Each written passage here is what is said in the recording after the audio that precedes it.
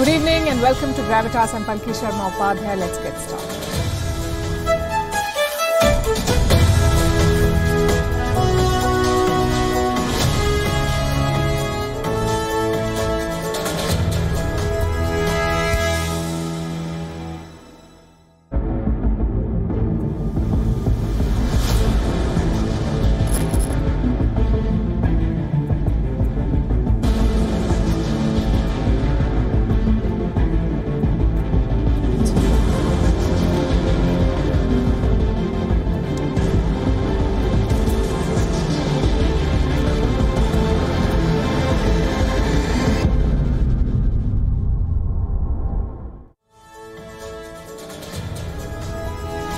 On Monday, we told you how one distasteful remark of a party spokesperson in India sparked a storm in the Islamic world. Twitter trends continued for days. More countries joined the bandwagon. More statements were issued against India. We discussed the absurdity of it. The likes of Pakistan and Taliban lecturing India on religious freedom and tolerance. It was quite a circus. On Tuesday, things came to a head. The Al-Qaeda joined the chorus. They've issued a threat to India. They're threatening terror attacks over that same remark. How do you think all those Islamic countries responded? Do you think they slammed the Al-Qaeda for vowing attacks on India? Far from it. They're pretending that none of this happened. On Monday, we also told you about their hypocrisy. Silence on China, outrage against India, massacres of Muslims in Yemen and Syria, but lectures for India on their safety and security. Tonight, we ask if these same countries will condemn the terrorist groups they harbor. And we're not holding our breath for an answer. Also on the show, the threat from China continues to grow. America says their infra build-up in Ladakh is alarming. New report also says that China is paying citizens to spy on foreigners. In South Asia, the inflation storm is gaining momentum. High debts and low forex reserves could plunge economies into crisis. In Somalia, half the population is at risk of starvation as rain fails for the fourth season in a row. The UN is calling it a fatal famine. And India sees the dangerous side of gaming. A teenager has shot his mother over an argument to play PUBG. Actions, they say, speak louder than words. We've all heard this proverb. But you know what's even louder sometimes? Inaction. Silence. That's what we're talking about tonight. The silence of the Muslim world. Wasn't the case a few days back. Every Muslim country was on the charge. They were summoning Indian envoys. They were asking India to apologize, all because of one inappropriate comment. We told you about this on Monday. A BJP spokesperson insulted the Prophet on a TV debate. The comments were unacceptable, so India reacted. The spokesperson has now been suspended, and the government has rejected her remarks. Ideally, the matter should have ended there. Except it hasn't. The Al-Qaeda is now threatening India. Their offshoot in the subcontinent has published a letter. Frankly, it's a declaration of war. Let me tell you what it says. The saffron terrorists should now await their end in Delhi, Bombay, UP and Gujarat. They should find refuge neither in their homes nor in their fortified army cantonments. This is what the Al-Qaeda letter says. They're talking about suicide bombings. They're talking about attacking Indian cities. What have Muslim nations said about this? Absolutely nothing. Not a word of condemnation. No political outrage. Not even a media report. Remember, Qatar kicked off this Gulf outrage over the weekend, but their channel, their state-owned channel, Al Jazeera, has not even reported this terror threat. Not a single mention. Same for Saudi Arabia, Iran, Kuwait, Oman, Egypt. All these countries lined up to condemn India, but all of them are silent on Al-Qaeda. I would have included Afghanistan and Pakistan, but frankly, what's the point? Both these countries host Al-Qaeda inside their borders, so expecting them to condemn is pointless. But what about Riyadh or Abu Dhabi? These countries are so-called allies in the war on terror. Why are they silent? Because they stand to gain nothing. There are no points for criticizing Al-Qaeda, but criticizing India, that's an attractive prospect. Muslim nations used one comment from India to rally their community, to evoke strong emotions, and look where it's gotten us. Today, terror groups are threatening to strike India, groups that are funded and backed by the same countries. Let's start with Qatar. Name any terror group, chances are Qatar funds them. Hamas, Kataib, Hezbollah, Al-Qaeda, Taliban, Islamic Jihad, all these groups are sponsored by Qatar. I'll give you one example. Khalifa Turki Al-Subai. He was an employee at Qatar Central Bank. Today he runs a real estate company in Doha. The US accuses this man of financing 9/11. He was sanctioned by international agencies. But in Doha, he's living the perfect life. Money, safety, peace of mind, everything. Next up is Kuwait. It is said to be the leading financier of Al-Qaeda and ISIS. In 2014, US officials accused a Kuwaiti minister of funding jihad in Syria. Let me repeat that. A Kuwaiti minister was funding terrorism. Weeks later, he had to step down. How can we expect these countries to condemn the Al-Qaeda then? They're sponsors of terrorism. They use terror as a state policy, so their outrage this weekend was not really religious. It was political. It was meant to trigger the Muslim community. Just think about it. The Organization of Islamic Cooperation had so much to say. They wanted the United Nations to act against India. But what has the OIC said about Palestine? Or the Uyghur Muslims in China? Or Yemen? Absolutely nothing. Let me show you a report that was published today by the United Nations. It says Israel wants to, quote unquote, take complete control over Palestinian land. How many statements has the Organization of Islamic Countries released against this? None. How many against the war in Yemen? None. So it's all about political convenience, about picking soft targets. And in this case, India was a soft target, an inclusive democracy, a secular society, and a responsible power. So every Muslim nation hopped on the bandwagon. They used India to fulfill their agenda, and the fallout is this. It's for India to suffer alone. Because this threat by Al-Qaeda cannot be taken lightly. State police forces are on high alert. Intelligence agencies are on the lookout. Basically, India is alone in facing this threat. Meanwhile, what are the likes of Qatar and Kuwait up to? The same routine: suppress dissent, dismantle women's rights, and fund terrorism. So in conclusion, let me say this. You cannot judge a country based on one person's wrong remarks, but you can judge a country based on its response. In this case, India did the right thing. Was it late? Yes, it was, but the right thing was done. We can't say the same about the Gulf states. When it suits them, they criticize. When it doesn't suit them, they're silent. And that silence speaks volumes of their hypocrisy. India faces security challenges in the east too. China has been expanding its military presence at the border. It's been a matter of concern for India, and now it's worrying India's allies too. Last month, we told you about China's expanding military infrastructure in Ladakh. The PLA is building a bridge across the Pangong Lake. Satellites have captured Chinese construction activity over this lake. This area is under China's illegal occupation. India criticized China. Now, even America has expressed concern. General Charles Flynn, the commander of the US Army in the Pacific, has spoken out. He says Chinese construction activities are, quote unquote, alarming. In fact, I have his statement with me. This is what he says. I believe that the activity level is eye-opening. I think some of the infrastructure that is being created in the Western Theatre Command is alarming, and so much, like across all their military arsenal, one has to ask the question, why? General Flynn is in New Delhi these days. He's meeting India's top military leadership. They're looking to deepen military cooperation. India and the US plan to conduct more joint drills. In October this year, Indian and American forces will train in the Himalayas. These will be high-altitude training missions. They'll be conducted at the height of 9,000 to 10,000 feet. After these drills, Indian forces will go to America. There they will train in extreme cold weather conditions. They'll work on a range of skills: new technology, Air Force assets, attack aviation, logistics, and information sharing on a real-time basis.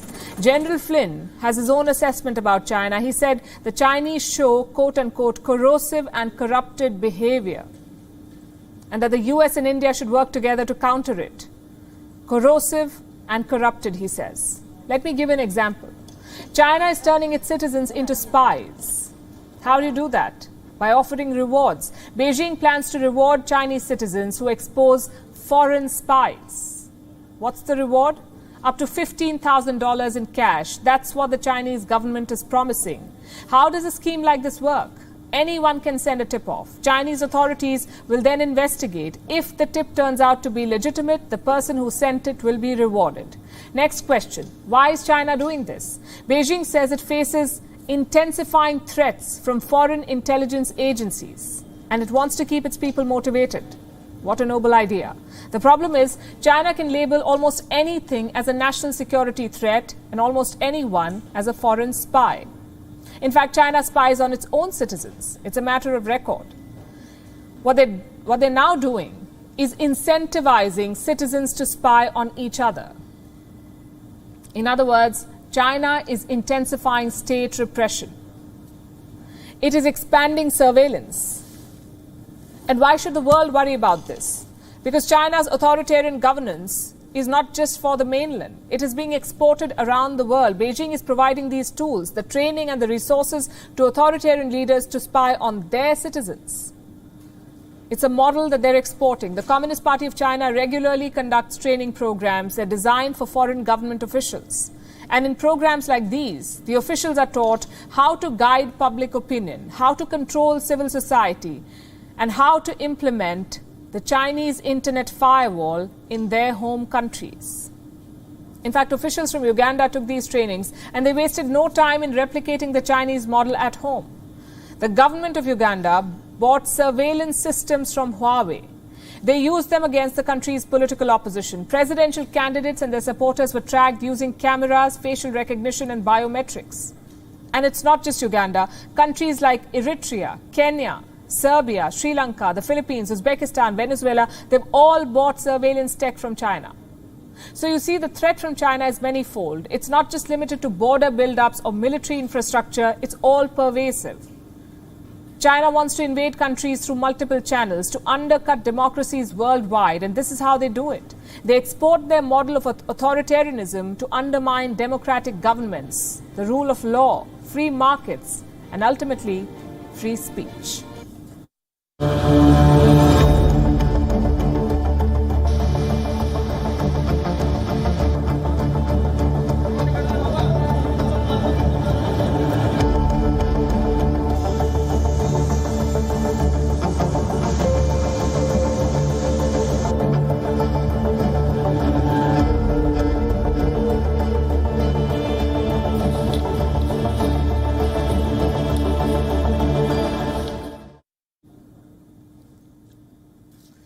Today, security is not just about war and peace, it's also about prosperity, what many experts call economic security. For example, is your national debt manageable?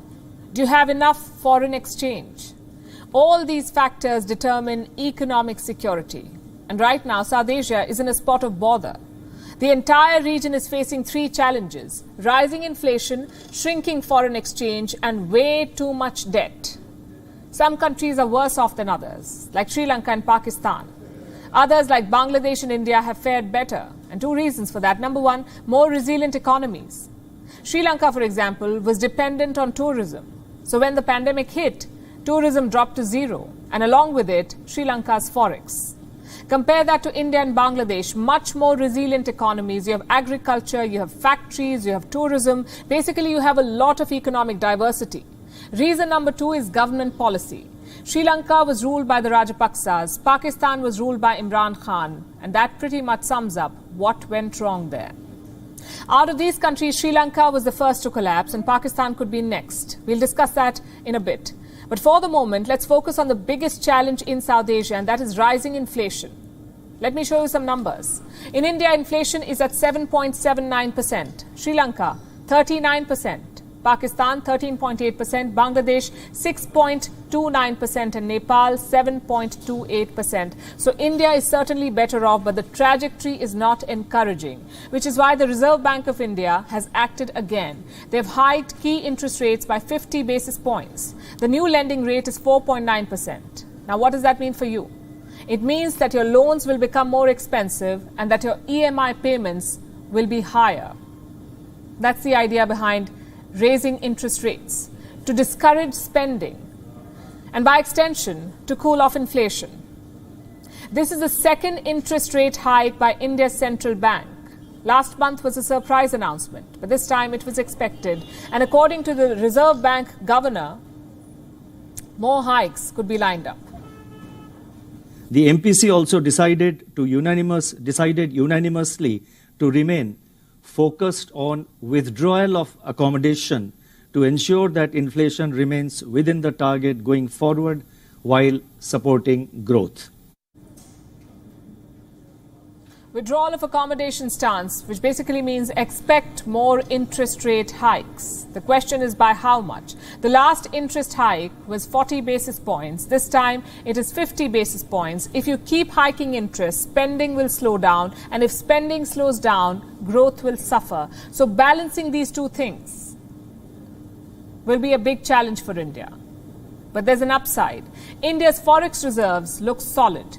They increased by $3 billion towards the end of May. Total reserves stand at $601 billion. That's always a safety net. But outside India, that's not the case. Take the Maldives, for instance. In 2020, their forex reserves stood at $984 million. Now, $829 million. For a small country like the Maldives, this is bad news because their debt to GDP ratio is more than 100%. Out of this, external debt is 67%. The finance ministry says there is nothing to worry about, but analysts are spooked. JP Morgan believes the Maldives could default by the end of 2023. Over in the hills, Nepal is slightly better off. Their debt to GDP ratio is just 40%, but forex reserves are a worry. In July 2021, Nepal had $11 billion in reserves. Today, around $9.75 billion. That's a 17% drop over 1 year. Both Nepal and the Maldives are victims of global uncertainty. They both earn a lot from tourism, but the pandemic drained that income. If the virus flares up again, both countries could suffer. So what do? One option is to protect foreign exchange. How? By banning certain type of imports. Pakistan has banned the import of 38 luxury goods. Nepal has banned the import of 10 luxury goods. And Bangladesh is also tightening import rules. The plan is quite simple. Uncertainties are always around the corner, so hold on tightly to those dollars. That is why they banned the imports. But what if the plan fails? Then we could see a balance of payment crisis. What does that mean? It means that a country does not have forex, enough foreign reserves, to import even basic commodities. Sri Lanka has reached that stage. Nepal, Pakistan and the Maldives could be heading there. The question is, what must India do in a situation like this? Helping out is the logical option. India is already doing that in Sri Lanka, remember. India is sending basic supplies. It is extending lines of credit, even helping out with the IMF bailout. And now we say is the time to loosen the purse strings. If not, China will.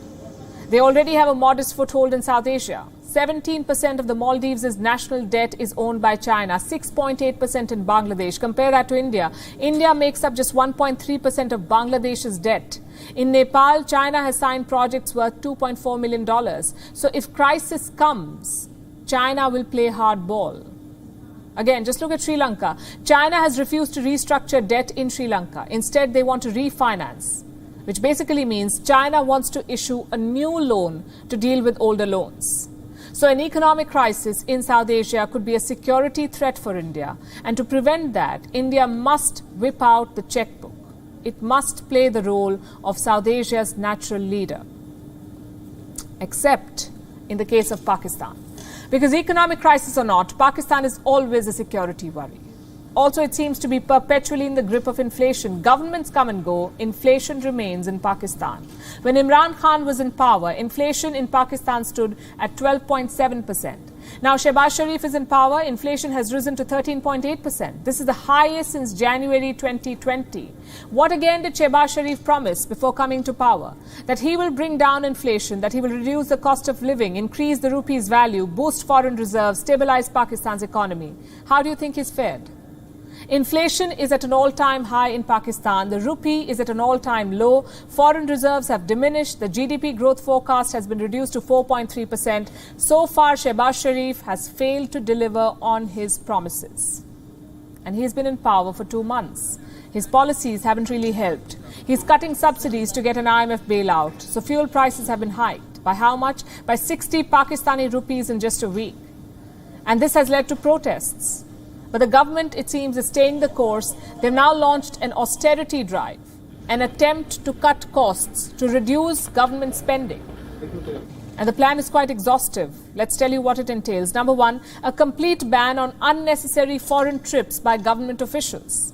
So from now on, all bilateral visits will have to be cleared by a committee. We wonder who's going to be on that committee and if the rules will apply to the Pakistani cabinet too. Because everywhere Prime Minister Shehbaz Sharif goes, the cabinet follows. First to Saudi Arabia, then to Turkey. Measure number two, slashing the petrol quota for government officials. Now, until now, government officials in Pakistan could fill their tanks at subsidized rates. That quota, that subsidy, has been slashed by 40%. Why just 40%? Why not remove the entire quota?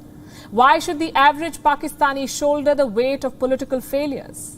It's a question they must ask. Measure number three, restriction on buying vehicles at government levels. You see, receiving a special car for official purposes is one of the many perks that government officials enjoy in Pakistan. Well, this won't happen anymore. From now on, their government will not buy any new vehicles except utility vehicles like ambulances, school buses, waste management trucks and so on.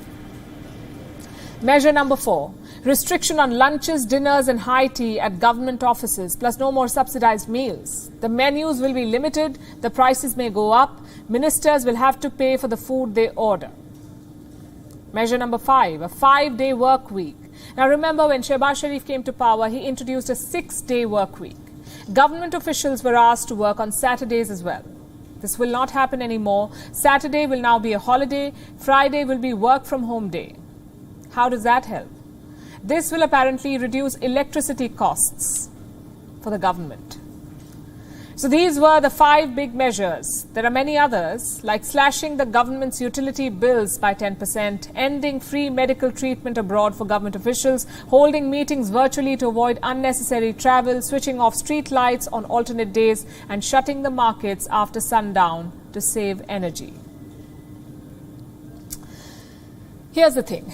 These measures may sound noble, but they're becoming a bit of a habit in Pakistan. As Prime Minister Imran Khan, remember, had also launched a similar austerity drive, he introduced similar reforms to secure an IMF bailout. He also moved to a smaller house. He spent less on his security. He removed VIP protocols. He even complained about how low his salary was. But none of it helped. Look where these measures took Pakistan. Further back in history, in the 1980s, General Zia did something similar. He promoted the idea of Islamic simplicity. He ordered his officials to cut costs. He had limited success. In the 1990s, Nawaz Sharif followed the same playbook. He publicized the idea of austerity. He slashed government expenditure, but not to much avail. Why do you think all of them failed? Because these were all half-hearted attempts. Many remained just proposals. The rules remained on paper, but were never put in practice. It's hard to say. It will be different this time. Now let's talk about something a little more cheerful or hopeful. There's been a big breakthrough in cancer research. A clinical drug trial has recently healed 14 patients of cancer. All patients had stage 2 or stage 3 rectal cancer. After 6 months of therapy, cancer vanished from all of them. And that too without chemotherapy, without radiation or surgery. Our next report tells you more about what's being called a medical miracle. Cancer. This 6-letter word is among the most feared, and understandably so. Cancer kills nearly 10 million people every year. These are mothers, fathers, partners, and family members. Nearly 1 in every 6 deaths is due to cancer. So when a medical trial completely heals cancer, it is nothing short of a miracle. Imtiaz is one of the 14 patients who were part of that clinical trial. My doctor told me that this is something could possibly change your whole life. All patients involved either had stage 2 or stage 3 rectal cancer. They were injected with a drug every 3 weeks for 6 months. It went from this really terrifying experience to something where I could feel like, okay, maybe I can get through this. After that, the patients were made to undergo several cancer detection tests. You know, the likes of biopsy and MRI. None of the patients showed any sign of a tumor. That day, I didn't see the tumor. So I was thinking, where is the tumor? And maybe I thought it's hiding somewhere inside. Doctor told me, there is no more tumor. It's a miracle. The cancer had vanished in 6 months. Stage 2 and 3 patients had become cancer-free. The first thing I did, I called my mom. Yeah, we both cried. It was life-changing. What drug were these patients injected with? TSR-042, or what's commonly known as dostarlimab. The researchers had not seen this miracle coming. They, in fact, had a different hypothesis, and the plan of action was to follow up the treatment with chemotherapy or surgery, or both. But none of the 12 patients needed either. The treatment showed unexpected results. It worked as immunotherapy, meaning it helped the body to use its own immune system to attack and kill the cancer cells. And 6 months later, cancer was gone, without chemotherapy, without surgery. You go from feeling, oh, am I going to die? Am I going to lose my colon? And then to find that, oh, you're going to be fine. It's just like, wow, it was an amazing feeling. What's more, none of the patients had any major adverse effect. All 14 were then kept under observation for up to 25 months. But again, there were no signs of a relapse or of the cancer coming back. Scientists say this is unheard of. The study was conducted at a cancer center in New York, and it was sponsored by GlaxoSmithKline, which also happens to be one of the companies manufacturing the drug, dostarlimab. Vested interests aside, the study is a big breakthrough in cancer research. Of course, the sample size is small, but the result is 100%, and it's a first in history. Could this have a broader use? Could a similar immunotherapy be replicated in patients with other forms of cancer? Doctors say yes. They say the goal will be to replicate the therapy in other cancer and adopt them in early stages. You see, cancer deaths are reduced when detected and treated at an early stage. You may be surprised to learn that nearly 400,000 children develop cancer every year. Today, the most common cancers are breast, lung, colon and rectum, and prostate cancer. Cancer arises when body cells grow uncontrollably and normal cells transform into tumor cells. The first documented case of cancer dates back to 1500 BC. Several centuries later, we have not been able to prevent or completely cure cancer. This study could now take us a step closer to that dream.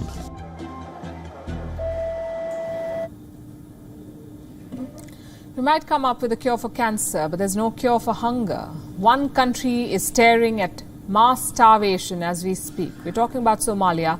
200,000 people there face the prospect of starvation. The country is facing its worst drought in 40 years. Some 7 million Somalis face acute levels of food insecurity. That's almost half of the country's population. The United Nations has sounded an alarm. Somalia is on the brink of a devastating and widespread hunger and mass starvation that could claim hundreds of thousands of lives. Since the beginning of this year, the drought emergency in Somalia has worsened dramatically, and today we are looking at a looming disaster. People are dying. Somalia's malnutrition treatment centers have witnessed over 400 deaths this year. The United Nations has more grim estimates. Their humanitarian coordinator for Somalia says thousands have died. In recent years, drought has become fairly common in Somalia. This region, the Horn of Africa, is facing its driest conditions in decades. Rains have failed for 4 consecutive seasons, and the reason, we are told, is global warming. In fact, global factors have made the drought in Somalia worse. First, it was the pandemic. It cut supply chains, so humanitarian aid could not reach Somalia. Then began the war in Ukraine. Food supplies were disrupted. Prices of essentials shot up. Cooking oil and wheat became expensive. In some places, they're selling at a premium of 100%. The war has hit Somalia hard. It depended heavily on Russian and Ukrainian imports. 92% of its wheat came from those 2 countries. The war has cut off the supply, and the result is this: millions are at risk of death due to starvation. The biggest casualty will be the children of Somalia. The country suffered a famine in 2011. In that year, more than 200,000 children died. 200,000 children. It could be worse this time. A dire prediction was made in April this year.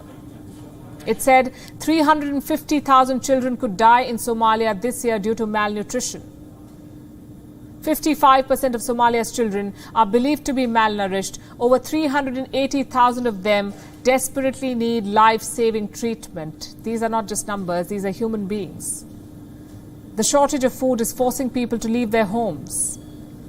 About 800,000 people have been displaced so far. They're living in camps like this one. Many such camps have come up in and around the capital city of Mogadishu. Every victim has a story to tell. Some parents left their children behind because they could not feed everyone. Mothers have been forced to choose which child gets to live. One of them is Amina Adi Hassan. This is her story. waxay dhinteen qaraabadu waxay ka soo dhibatay jidka taa qaraabadu waxna ka soo dhamaatay qaraabada jid ay ku jirtaa lug boor garaacta ma haysteen anaga waa soo lugayni anaga ilmaha ku aan haas qorna ku soo tagay aan soo lugayna baawar yak smee ku soo bixiyay ay soo raacnay ay soo saareen waa miyaha anaga wax ma haysan hadan maxamar la rabnaa ogaa markana soo raaca walaalayaal oo dhayan gaar qori saarna ay soo raacnay inta keenan inta ay maal markay ay nadiifan si kuwan oo jaqafyaalkan baydana soo urursi waxaan haysan malaha. These people are desperate. They came to these camps for food, but they're still starving. Health centers are flooded with patients of malnutrition, but there aren't enough medicines to treat them. And this is happening not just in Somalia. Kenya and Ethiopia too are facing famine-like conditions. 23 million people there are starving. According to one estimate, 1 person is dying from hunger every 48 seconds in Somalia, Ethiopia and Kenya, which means 60 deaths every hour. And over 1,400 deaths every day due to hunger. Why is the international community failing East Africa? The United Nations has appealed for aid. It wants $4.4 billion to feed these 3 countries. How much money has been raised? Just a little over $93 million. That's just 2% of the budget they need. And just for the sake of comparison, look at how the world responded to the war in Ukraine. Rich countries raised $16 billion to help Ukraine in 1 month. And this was non-military aid given by the United States and the European Union. Now, I'm not saying that Ukraine does not deserve this aid. I'm saying Somalia does too. But the world doesn't seem to care. These are not European children. They're East Africans. So there's no urgency, it seems, while lives are lost with every passing minute. Now, let me ask you a question. How many times have you struggled to find the right charger for your phone? I'm sure we've all faced this. You go to work, you forget your charger at home, your phone's battery runs out, you ask your colleagues to help, but their chargers are incompatible with your device. We've all been in such situations at least once or twice. Now, if you're in Europe, you will not have to face this dilemma anymore. Starting 2024, Europe will introduce a universal charger, one standard cable for all devices. The proposal has been in the making for some time. The European Union has now given its go-ahead. What type is the standard cable going to be? Which devices will it cover? And how will it help you and me? Here's a report. It's 2022 and phone chargers remain quite the conundrum. A Samsung charger doesn't work on the iPhone. A Nokia charger doesn't work on OnePlus. A camera's charger is incompatible with an e-tablet. This may not sound like a lot to many, But for some, it is extremely inconvenient, especially when they're traveling and the space to carry stuff is limited. Most people end up ditching one device for another. If you're one of them and happen to be living in Europe, your dilemma will end in 2 years. The European Union has given the go-ahead for a universal charger. What does that mean? That you will not have to spend time rummaging around the right charger. You will be able to charge your cell phone, your camera, or any handheld electronic device through a single charger. This is according to an agreement that the EU will soon turn into law. The text has been agreed upon. The deadline has been set. Starting 2024, digital cameras, video game consoles, headphones, portable speakers, e-readers, navigation systems, earbuds will all work on a single standard cable. What type is it going to be? USB-C, meaning all electronic devices within the EU will have to be equipped with a USB-C port. Laptop manufacturers have been granted a concession. They will have until 2026 to implement a universal charging port on their products. So what are the reasons behind this one-size-fits-all approach? There are multiple. Number 1, reducing carbon dioxide emissions. Smartphone charging spews megatons of greenhouse gases, 13 megatons to be precise.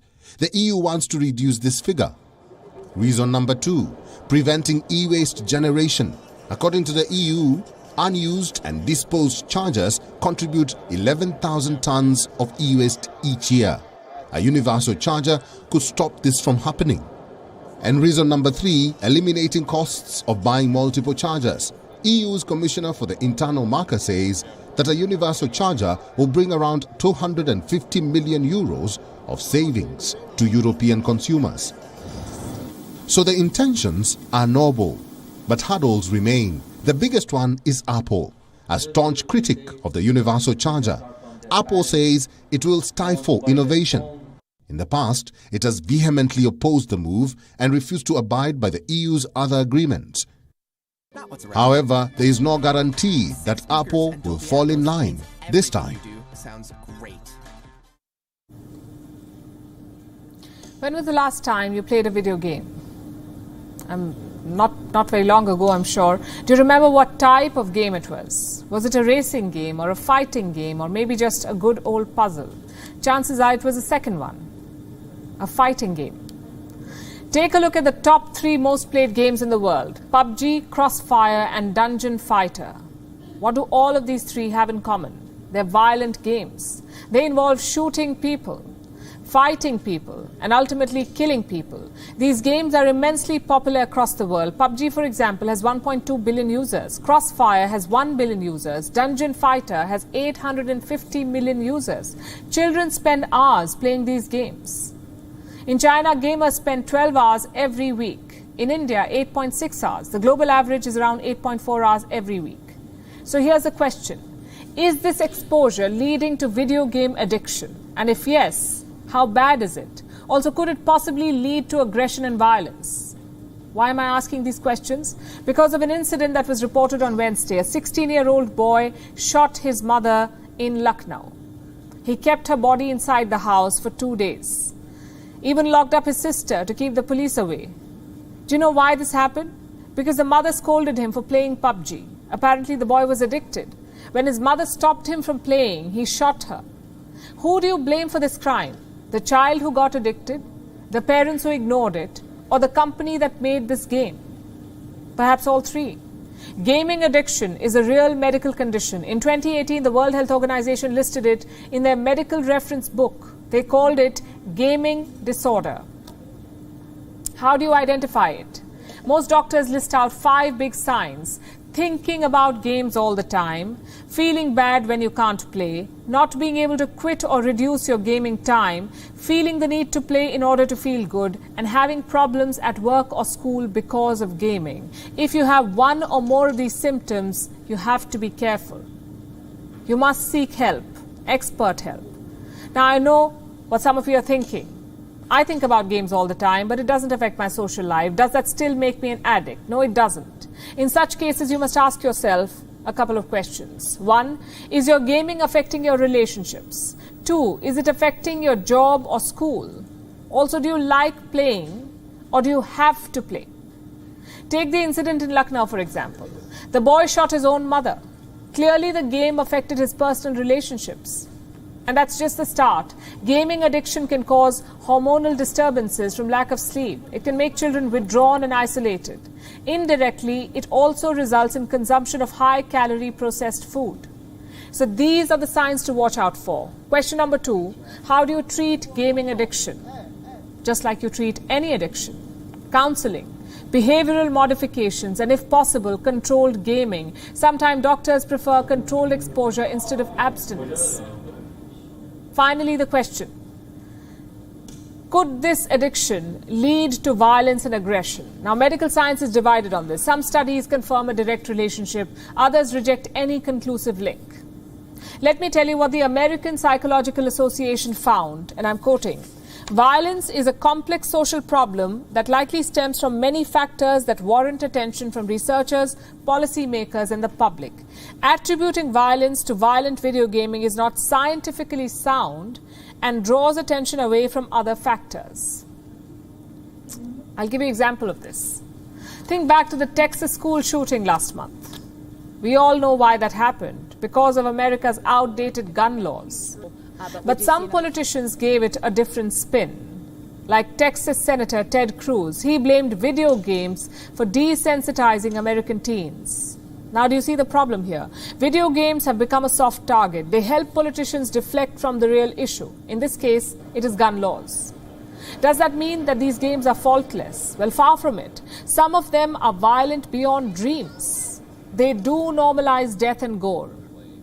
But is it enough to trigger real-life violence? The scientific community, like I said, is split on that.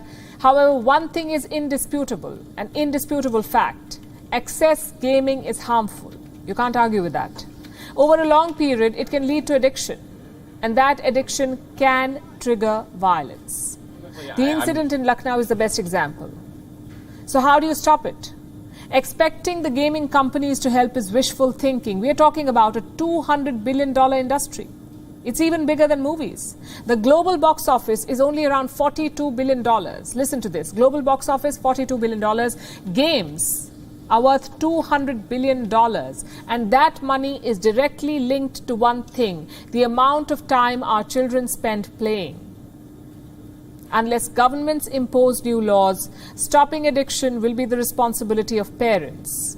So monitor their game time, look out for behavioral changes, and maybe buy them a frisbee. Let's take a look at what else is making news across the world. This is Gravitas Global Headlines. In a move that could undermine already troubled peace talks between Russia and Ukraine, Russian news agency TASS says that more than 1,000 Ukrainian soldiers who surrendered in the city of Mariupol have been sent to Russia. The U.S. Special Representative for North Korea warns that North Korea could conduct a 7th nuclear test at any time and has shown no interest in returning to negotiations.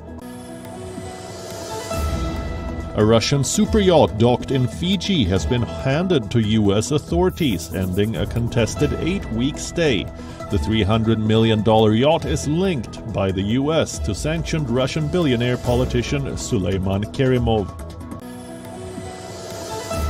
One person was killed and at least a dozen people were injured after a car plowed into a group of people in central Berlin. The driver has been detained, but the police are yet to determine if the crash was intentional. At least 17 people were killed in Tabas city of central Iran after a train derailed. Nearly 37 injured people have been shifted to a hospital for treatment, out of which 10 are in a critical condition. Hungarian inflation has hit 10.7%, the first double-digit figure reached in 20 years, despite a range of price caps fixed by Prime Minister Viktor Orban. Japan's plan to release Fukushima radioactive water into the sea has faced backlash from neighbor South Korea. South Korean environmental activists protested against the radioactive water discharge as they marked World Oceans Day.